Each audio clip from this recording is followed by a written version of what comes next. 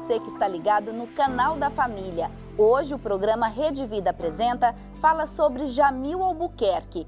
Eu tive o prazer de conversar com um palestrante que faz parte da nova geração de pensadores. Ele representa no Brasil a Fundação Napoleão Hill, que tem como missão expandir o conceito da livre iniciativa. Jamil Albuquerque é presidente da Fundação Napoleão Hill no Brasil, uma fundação americana que tem como objetivo difundir a livre iniciativa, com estímulo de vencedor, de fazer as coisas acontecerem, do empreendedorismo, o conceito do pensador Napoleão Hill. Esse pensador, Napoleão Hill, foi um jornalista americano que lá no início do século XX, ele conheceu um grande empresário chamado Sr. Andrew, e eles decidiram pesquisar o que as pessoas bem-sucedidas tinham em comum. E ele passou 20 anos pesquisando o que os grandes empresários, as pessoas muito ricas, essas pessoas que tinham uma vida acima da média, tinham em comum. Que comportamentos eles tinham em comum. Depois de 20 anos, ele publicou o resultado desta pesquisa em um livro chamado A Lei do Triunfo, que é um livro com mais de 1.200 páginas, é uma verdadeira bíblia, e lá ele apresenta toda a pesquisa, todos os critérios desejáveis, os critérios absolutos, o que faziam essas pessoas terem esta performance tão elevada, deixarem um legado tão grande, e principalmente quais os comportamentos que faziam essa diferença. O conferencista ressalta que a forma de pensar de Napoleão Hill desenvolveu uma metodologia que fundou os Estados Unidos. No final de 20 anos de pesquisa, ele percebeu que ninguém nasce com esses comportamentos. Ele mapeou 17 comportamentos. Então, desses 17 comportamentos, ele estruturou uma metodologia capaz de desenvolver esses comportamentos, aprimorar esses comportamentos nas pessoas. Batizou esta metodologia de o Mastermind, a mente mestra, que é esse conceito da inteligência dominante, que foi a metodologia que fundou os Estados Unidos da América. Esse conceito de ter um ecossistema que permeia todas as coisas, que são os grupos de apoio, os grupos de estímulos, os grupos de apoio mútuo, que permeia toda a sociedade americana. O também economista acredita que o Brasil está voltando para o empreendedorismo da livre iniciativa. O século XXI é o século do empreendedorismo. É você fazer acontecer, você fazer os negócios ficarem em pé. E não há nenhuma probabilidade, não há nenhuma possibilidade da pessoa fazer as coisas acontecerem com alguém, um governo ditando todas as regras. Então estamos voltando para ele. Está começando a acontecer. O que aconteceu como gerenciamento macro? O século XX se experimentou o socialismo, o capitalismo, até o nazismo foi um modelo de governo experimentado. Não deram certo. O que sobrou foi o capitalismo. Por que o capitalismo sobrou? Porque o capitalismo ele é útil. Se é útil, absorve, se não é útil, ele exclui.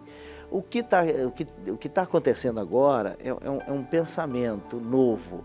Como é que nós vamos reinventar o capitalismo, que talvez já esteja sendo chamado de pós-capitalismo. Mas ele não pode ser excluído, ou seja, as coisas vão acontecer pelas próprias pessoas. Os governos serão reguladores, e é necessário que existam, mas o que gera negócio são as pessoas, as empresas. Um país só é forte se as empresas forem fortes. Não existe país forte sem empresas fortes. E para as empresas serem fortes, precisa ter empreendedores. Então o Brasil está começando a acordar para isso.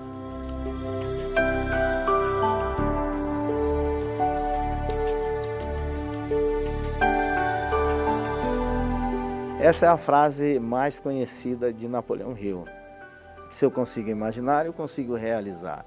Porque tudo nasce aqui. O ser humano não vai em lugar nenhum onde antes a sua mente não foi. E se a mente foi lá, é possível chegar. Quando Kennedy disse, não terminará esta década sem que o americano comum pise na Lua, parecia uma loucura.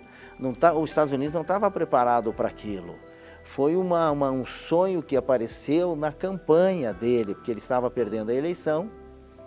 Kennedy foi o único presidente católico que os Estados Unidos teve. Todos os outros foram protestantes. No Brasil, todos os presidentes foram católicos, com exceção de um que foi Ernesto Geisel, que era protestante. Lá foi o contrário. Então ele estava perdendo a eleição e ele tinha que arrumar um grande sonho americano. Porque o sonho americano era o sonho da conquista. Aí ele lançou o sonho de pisar na Lua. Quando ele ganhou a eleição, tudo se organizou para começar a construir algo. Então, quando ele disse aquilo, parecia uma loucura. Tinha alguns ensaios, mas parecia uma loucura. 9 anos depois, pisou-se na Lua. Então, se nós conseguimos imaginar, conseguimos realizar. Agora, precisa sempre de comportamentos empreendedores para isso. Aqui, surgiu aqui, consegue segurar aqui. Um dos temas que abordei com Jamil Albuquerque foi sobre o papel da filosofia neste novo modelo de sociedade que vivenciamos. Uma era de tecnologias, com pessoas conectadas 24 horas, mas que necessitam de direcionamento para distinguir a verdadeira essência. Jamil cursou filosofia com ênfase em religião na Universidade Católica e acredita que a filosofia é a base da sustentação que dá profundidade ao ser humano. De vez por outra me pergunto, a inteligência artificial vai substituir o ser humano?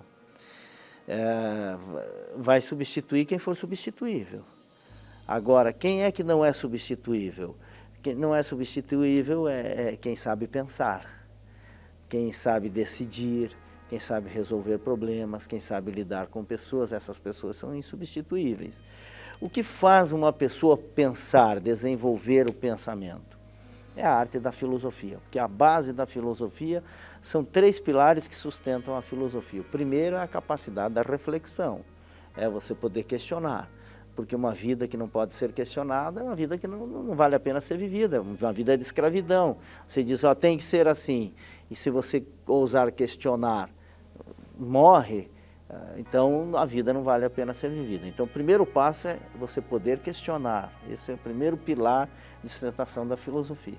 Segundo pilar é a reflexão, é me permitir com que eu consiga refletir sobre a vida, além de mim, com outras pessoas. Então a reflexão em grupos. É por isso que a religião é uma grande reflexão em grupos. E terceiro é o compartilhamento. Se o resultado dessa reflexão não tiver benefício para o entorno, também é uma reflexão inútil. Então, os 3 pilares que sustentam a filosofia.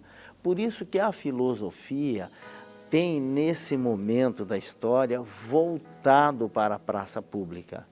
Porque ela nasceu lá atrás nas praças públicas.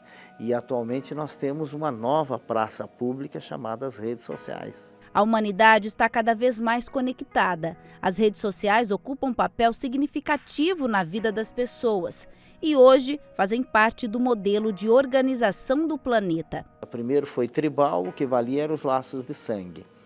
Depois foi as grandes navegações, o que valia eram as instituições. Depois vem o mercado. E aí o mercado que valia o lucro. Nós estamos agora, nesse novo momento, chamado neotribal, as novas tribos. E surgiu então as novas praças, as novas ágoras, que é as redes sociais. Tudo é debatido em praça pública atualmente. Até as tolices, até as insanidades, até as coisas falsas, até os fake news, coisas que se produzem nas praças públicas. Então vem também os questionamentos. E há uma necessidade em tempos de superficialidade, uma volta para o interior de si mesmo, que quando as coisas são muito superficiais, corre-se o risco de perder-se de si mesmo. A filosofia traz para o melhor endereço, que é o endereço de si mesmo.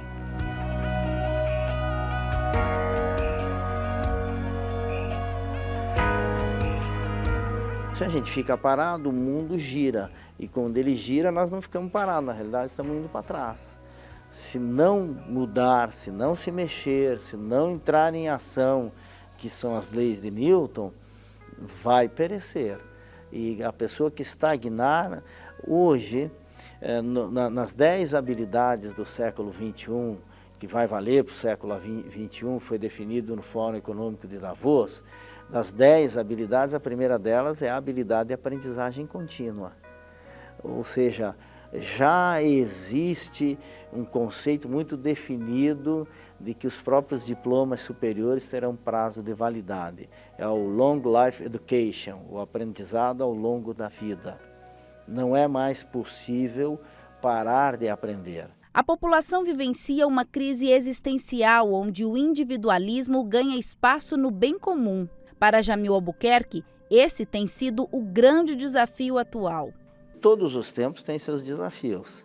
Na época dos gregos, a pessoa morria, ou quem morria mais velho era com 35 anos. Hoje se vive aí, já se passa de 100 anos com bastante facilidade, então nós tivemos muitos benefícios. Na época lá atrás as coisas eram muito difíceis, colocar comida na mesa era um desafio, a geração dos meus pais e eu peguei isso, era desafio. Quando eu estudava lá no primário, na década de 70, no início, final de 60 para 70, traçava-se um gráfico e dizia, olha, no ano 2000, nós não vamos conseguir produzir comida para 50% da população do mundo. Então havia uma angústia. Veio a ciência e solucionou isso. Hoje nós conseguimos produzir comida, mas acrescentamos uma coisa chamada geneticamente modificado. Então hoje a farinha tem efeito colateral, tem isso, mas conseguimos dar de comer. Então sempre que você soluciona um problema, surge outro problema. Sempre que soluciona um problema, surge outro problema. O problema... você nunca soluciona, você seleciona. Ele sempre te seleciona para uma nova etapa da sua vida. O momento atual é de muitas bênçãos, de muitos benefícios. A vida está muito melhor. Agora tem muitos outros problemas a serem resolvidos. Problemas como o da superpopulação. O problema como a inteligência artificial, que é uma bênção, mas que vai ter os desafios. Então, para 2050, todos os gráficos mostram que nós vamos ter em torno de 9 bilhões de seres humanos. Como é que nós vamos dar comida para tantas pessoas? Como nós vamos dar roupa, educação, logística, lazer, habitação? Nós temos que pensar nisso. Vão surgir grandes desafios.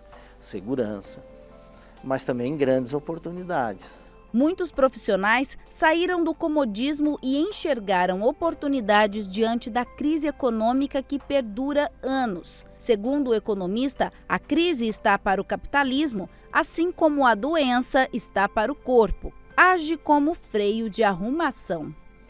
Aquela crise de 2008, a quebra do Limerlink, aquilo foi algo que precisava acontecer para dar uma chacoalhada, porque estava superaquecido. O próprio Brasil tinha um superaquecimento. Nós não tivemos bolha imobiliária, mas nós tivemos uma bolha perigosíssima, que foi a bolha da inflação do emprego, o pleno emprego. Nós chegamos a ter menos de 2% de desemprego. Então você ia contratar um pedreiro, primeiro que ele já se sentia engenheiro. Segundo, custava R$200, ele cobrava R$800. E se quer, se não quer, tchau. Então nós tínhamos um caso de superaquecimento. A crise ela dá uma balança, não precisava ir a 15 milhões de desempregados, mas o fato é que para arrumar, eu tenho um amigo que tem uma das grandes redes de supermercados do sul do país, ele dizia, Jamil, respirava, contratava, mas aí você coloca dentro de casa alguém sem qualificação, era um caos. Então essa crise ela é um freio de arrumação. Sempre a economia vai ter esse sobe e desce. A palavra mercado vem de Mercúrio, o deus do mercado é o Mercúrio. E qual é o símbolo do Mercúrio? É assim, né? É assim, alto e baixo, alto e baixo, alto e baixo. O dia que ele fizer assim, ele morre. Então, o mercado é sempre isso. O que tem que ter é quando você tiver aquela máxima filosófica, a alegria não durará para sempre, nem a tristeza durará para sempre. A abundância não vai ser para sempre, nem a crise vai ser para sempre. Tem que ter a consciência quando você está Lá no vale é só fazer o caminho de volta. Quando está lá em cima, não é permanente, você vai encontrar um outro vale. Essa é a jornada da vida. Jamil Albuquerque é também escritor e já publicou 8 livros voltados para o mundo dos negócios. Mas as obras visualizam o indivíduo como um todo, estimulando o equilíbrio em todos os setores da vida. Jamil Albuquerque realiza palestras em todo o Brasil e trabalha fomentando a motivação pessoal e profissional, com foco na arte de lidar com pessoas e atingir o sucesso. Motivação é o que a gente chama de tempero, né? A cereja do bolo. O que nós trabalhamos na essência são os comportamentos empreendedores. Então, no início do século se definiu o quociente intelectual como uma maneira, o QI, uma maneira de medir a lógica e a linguística. Depois, na década de 70 do século passado, o QI. Depois, na década de 70, apareceu o conceito das múltiplas inteligências. Em 90 se batizou essas múltiplas inteligências de inteligência emocional, que quebrou o conceito do QI, mas não solucionou a equação. Mas o doutor Napoleão Hill já tinha percebido lá atrás que tinha um outro quociente que era determinante, que é o quociente comportamental, que é o produto da cultura, da educação, do ensino, da prática. Isso se traduz num aferidor de comportamento. O que é o comportamento? É o estímulo social com o estímulo interno. Quando a pessoa consegue equacionar isso, se traduz em comportamentos e esse comportamento se traduz em resultados. Então a nossa seara é nesta avenida de preparar as pessoas para que elas tenham comportamentos empreendedores. Porque quando a pessoa tem esses comportamentos empreendedores, não importa onde ela esteja, se é aqui no Brasil, se é na América do Norte, se é na Ásia, se é na Europa, onde ela estiver, se ela tiver esses comportamentos empreendedores, ela consegue colocar ideias em pé, consegue fazer as coisas acontecerem. Dentre os 8 livros escritos por Jamil, a obra A Arte de Lidar com Pessoas fez sucesso com quase 200 mil livros vendidos no Brasil. E o livro foi lançado na Europa, o livro foi lançado na África, o livro foi parar naquela lista dos 10 livros mais vendidos da Veja. Por quê? Porque as pessoas entendem que 100% dos clientes são pessoas. 100% das empresas que sustentam as empresas são pessoas. 100% das famílias são pessoas. Ou seja, ou nós desenvolvemos a habilidade de lidar com pessoas, ou teremos grandes dificuldades de convivência, de crescimento, de conexões, de fazer as coisas acontecerem.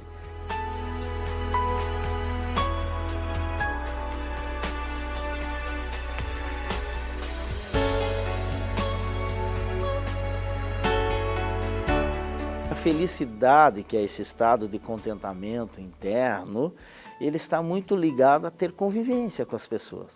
Então, a felicidade, ou seja, o estado de contentamento e desfrutar da vida está ligado à convivência com pessoas. Agora, por outro lado, essa proximidade também fica corrosiva, fica muito desafiante. Então, se a felicidade está ali, também está ali as grandes angústias. Desenvolver uma habilidade de entender como é que a pessoa funciona, por que ela se comporta do jeito que ela se comporta, por que ela tem aquelas reações, que crenças que fazem com que essa pessoa reaja de tal maneira, qual é o mapa emocional da própria pessoa, de si mesmo e da outra pessoa. Tem aquela máxima, a melhor maneira de conhecer a Deus é conhecer a si mesmo. Conhece-te a ti mesmo e conhecerás Deus. Conhece-te a ti mesmo e encontrarás Deus. Porque é uma maneira de conhecer, saber a si mesmo. Uma vez que a gente conhece a si mesmo, já começa a conhecer as outras pessoas. Então, se eu sei como eu funciono, por que eu reajo do jeito que eu reajo, por que eu ajo do jeito que eu ajo, por que eu sou do jeito que eu sou, eu começo a ter mais facilidade de conviver e interpretar as outras pessoas. Quais são os padrões? É aquela máxima, todo padrão é ruim, mas sem padrão é pior ainda. Então, se a gente não conhece como as coisas acontecem, funcionam, fica mais complicado. A fé é um dos pilares da vida de Jamil Albuquerque. O ouvidor convidado da ONU difunde a força da liderança baseada no encontro da ciência com a fé. O foco de Jamil Albuquerque é a liderança e foi justamente pensando em um exemplo de líder perfeito que escreveu o livro Os 12 Segredos de Jesus. O livro mostra que a junção da fé e ciência resulta numa trajetória de sucesso. Quando eu fui analisar Jesus Cristo, eu como cristão, eu tenho um olhar apaixonado por ele ser o nosso mestre, o nosso salvador. Então, meu olhar apaixonado, eu via nele todas as qualidades e virtudes de um grande líder. Ele é o maior líder de todos os tempos. Agora, quais são os postulados, os pilares de Jesus Cristo que podem serem aplicados aos negócios? Como é que esses segredos da liderança, que com 12 executivos foi capaz de construir a maior instituição do planeta, que atualmente, hoje, no século XXI, no ano de 2018, nós aí, segundo alguns números, falam em 3,5 bilhões de seres humanos que são conectados por essa fé. É uma comunidade, o cristianismo é uma grande comunidade, independente se nós somos do viés católico, protestante, mas somos todos cristãos. Então somos todos uma comunidade. Então, o que fez disso? 12 homens, um líder mais 12 homens, formaram uma instituição desse tamanho. Como é que isso pode ser aplicado aos negócios? Como é que isso pode ser aplicado à gestão de cidades? Como é que isso pode ser aplicado na gestão social? Esse livro também foi um livro que teve um impacto positivo muito grande, que também foi parar entre os 10 mais vendidos da revista Veja. Para o escritor, entre os 12 segredos determinantes na liderança, o mais bonito é a capacidade que Jesus tinha de não desistir das pessoas que o decepcionava. O próprio círculo íntimo dele era muito frágil, né? Pedro era analfabeto, violento, porque ele pegou uma espada e cortou a orelha de um soldado. Quem corta a orelha de um soldado, corta o pescoço, né? Era analfabeto, violento e covarde, porque ele negou 3 vezes Jesus Cristo. Nós tínhamos Mateus, que era um corrupto, cobrador de impostos. Tínhamos Tomé, que era um neurótico, deixa eu colocar o dedo, Tínhamos o João, que era um carente, tu me ama, não me ama, tu me ama, não me ama. Tinha uma crise existencial danada. E tinha o Judas, que era um imundo, que era um traidor, alguém que trocou amizade por dinheiro. Então, como é que alguém com pessoas tão frágeis construiu uma organização tão sólida? É porque ele não desistia de quem o decepcionava. Então, essa qualidade, como fazer isso funcionar nos negócios, como fazer isso funcionar na convivência familiar, como fazer isso funcionar na nossa vida pessoal, na nossa vida profissional. E isso foi o que permeou todo o livro e por isso tem encantado tantas pessoas ao longo desses últimos 3 anos.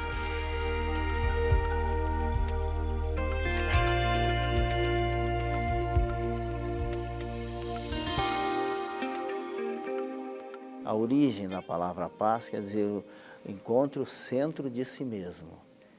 Essa é a alma, a etimologia, quando Jesus dizia a paz esteja convosco, ou seja, o centro de si mesmo esteja convosco. Quando nós falamos a paz de Cristo, encontre o centro de si mesmo através de Cristo. Então, quando nós nos encontramos dentro de nós, conosco mesmo, o autoconhecimento promove o encontro com Deus. Não existe alguém que não acredite em Deus, existe alguém que nega Deus, é diferente. Nós temos 3 maneiras de nos relacionarmos com Deus: a certeza, a dúvida e a negação. A certeza, nós que nascemos dentro de lares cristão, católico, protestante, temos a certeza de Deus. De vez em quando dá uma flertada com a dúvida, mas é uma flertada mínima. E existe a negação. Quem nega, nega algo. Então ele não é que ele não acredita em Deus, ele tenta negar a existência de Deus. E aí é apenas uma batalha. Então, agora, quando nós nos encontramos com Deus, nós temos uma sensação de pertencimento. Eu sou uma poeira cósmica, mas eu sou uma poeira cósmica que eu pertenço a algo muito maior. E aí dá uma sensação de segurança, de tranquilidade, que nós estamos na nave acompanhado nessa travessia.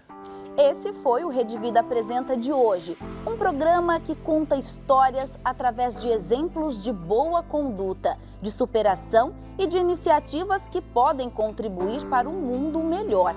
E a nossa missão é justamente levar até você, aí de casa, motivação e muito amor. Além, é claro, da imensa alegria, porque para nós da Rede Vida, alegria é estar com você.